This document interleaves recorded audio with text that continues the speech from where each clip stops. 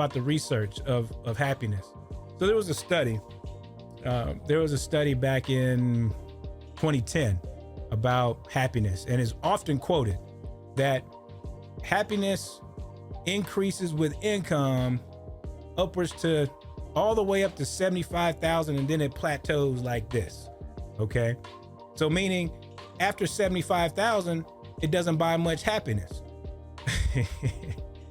Well, we know that's some bull right there. And you know, it doesn't mean that the data was wrong. It just means that, you know, that's what that data showed at the time.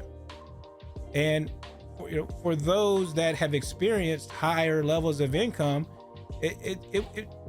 you would share and say that, you know, at higher levels of income, I've experienced higher levels of comfort in my lifestyle.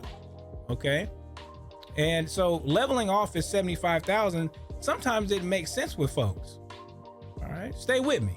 So that was in 2010, and that was a Princeton study. All right. Fast forward a decade, 2021. And there was a Penn study that said that happiness was, you know, increases in income extended beyond $75,000. That made sense too. All right. For the reasons what I just said. More income, you get to do more things. And handle more ebbs and flows with life. All right.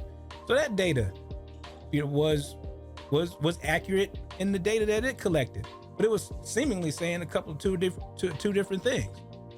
So these Princeton and Penn, right? these high level schools. So they actually came together here recently and did a joint study. And what they came up with is that, yes, in general, higher levels of income, as you earn higher levels of income, your happiness tends to increase. It's like, no shit. Right? All right. That said, there was a little piece in there that showed itself. It said that, yes, higher levels of income tend to raise higher levels of happiness all the way up, for most folks, except for unhappy people, up to $100,000. Let me say that again. So in general, higher incomes increase happiness in perpetuity, which, makes a little sense. All right, stay with me. But there's a common group that says if you're unhappy, then income and happiness plateau around $100,000. What does that tell us? All right.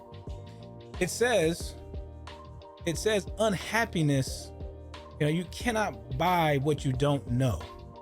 You cannot buy what you don't know. So you have to know thyself. You have to know thyself first before you get to increasing your happiness. And that takes work.